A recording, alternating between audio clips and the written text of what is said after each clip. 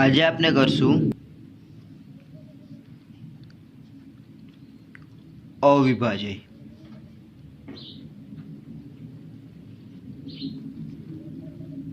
અને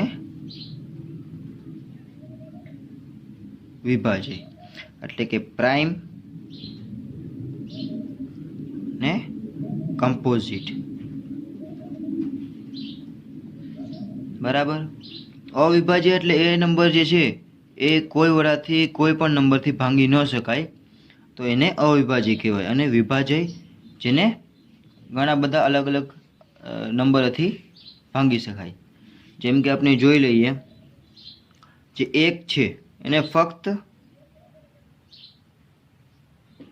1 થી જ વિભાજ્ય છે, એટલે કે એક જ વિભાજ્ય છે એની પાસે.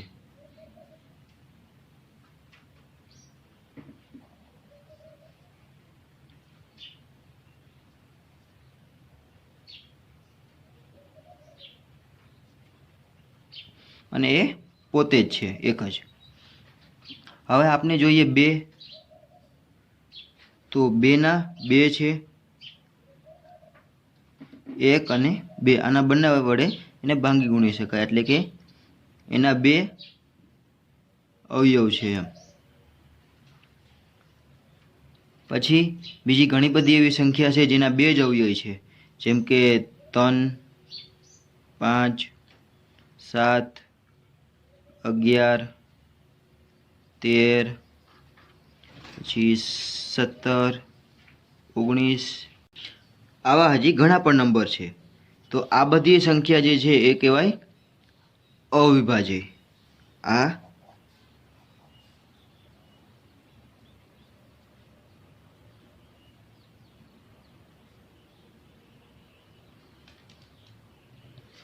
બરાબર અવિભાજ્ય સંખ્યાઓ કહેવાય.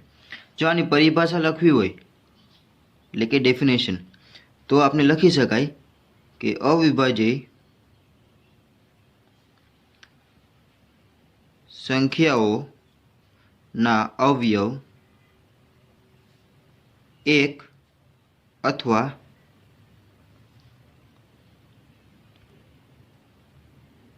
એ સંખ્યા પોતે જ હોય તે. બરાબર. અવિભાજ્ય સંખ્યા એટલે કે જેના અવયવ એક અથવા તો જે સંખ્યા હોય એ પોતે જ હોય એને અવિભાજ્ય કહેવાય. વિભાજ્ય સંખ્યામાં શું હોય કે જેના અવયવ 2 કરતાં વધારે હોય. આના કુલ અવયવ કેટલા થાય? 2. અને વિભાજ્ય સંખ્યા હોય એના અવયવ જે છે એ 2 કરતાં વધારે હોય, તો એને જે વિભાજ્ય કહી શકાય. અહીંયા આપણે બતાવેલ છે કે જેમાં ચોકડી મારેલ છે એ વિભાજ્ય છે, અને જેમાં મીંડું કરેલ છે અવિભાજ્ય સંખ્યાઓ છે. જે 1 આપેલ છે એ ન કે અવિભાજ્ય છે કે ન વિભાજ્ય સંખ્યા છે.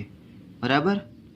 જેમ કે 2, 3, 5, 7, 11, 13, 17, 19, 23, 29, 31, 37, 41, 43, 47, 53, 59, 61, 67, 71, 73, 79, 85, 89 ને 97 આ સંખ્યાઓ અવિભાજ્ય છે. બાકીની સંખ્યાઓ વિભાજ્ય છે. 1 થી 100 ની અંદર વાત કરીએ તો. વાત કરીએ એકી અને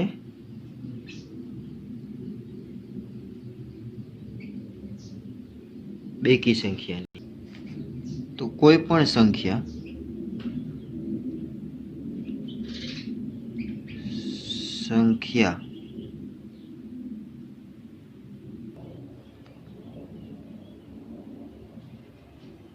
બે ના અવયવી હોય તેને બેકી સંખ્યા કહેવાય. બરાબર. જેમ કે 2, 4, 6, 8, 10, 12, 14, 16, 18 આ રીતના હાઈલા રાખે. પણ એક વસ્તુ તમે વિચારજો, જો બેકી સંખ્યા હોય તો પાછળ 2, 4, 6, 8 અથવા તો 0 આ પાંચમાંથી ગમે તે એક આવે તો સમજી જવાનું કે બેકી સંખ્યા છે. અને જો આ પાંચમાંથી એક ન હોય, 2, 4, 6, 8 અને 0, તો શું હોય? એ એકી સંખ્યા હોય. તો આના સિવાયના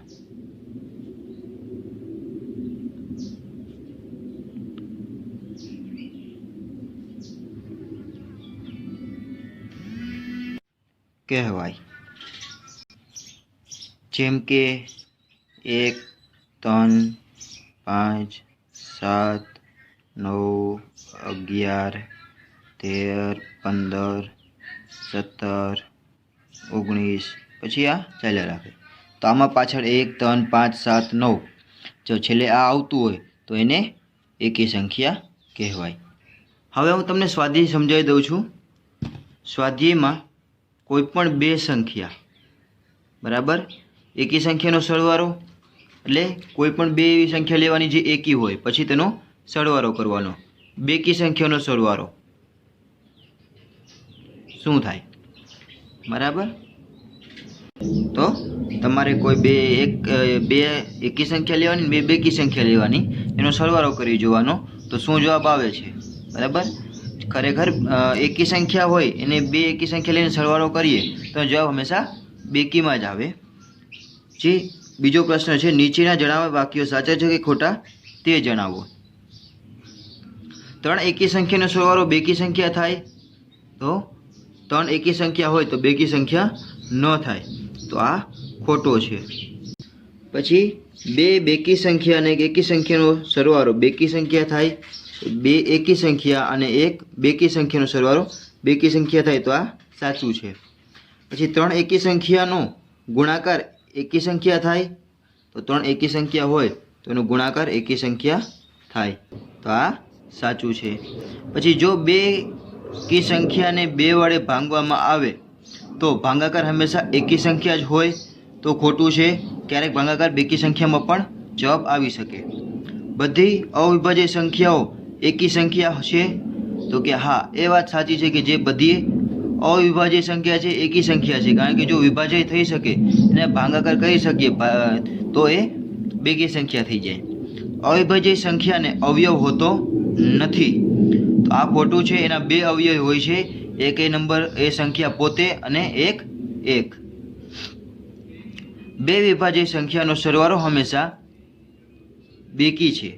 બે અવિભાજ્ય સંખ્યા હોય તેનો સરવાળો હંમેશા બેકી થાય, એ પણ સાચું જ છે. આ ખોટું છે, એના અવયવ બે હોય છે.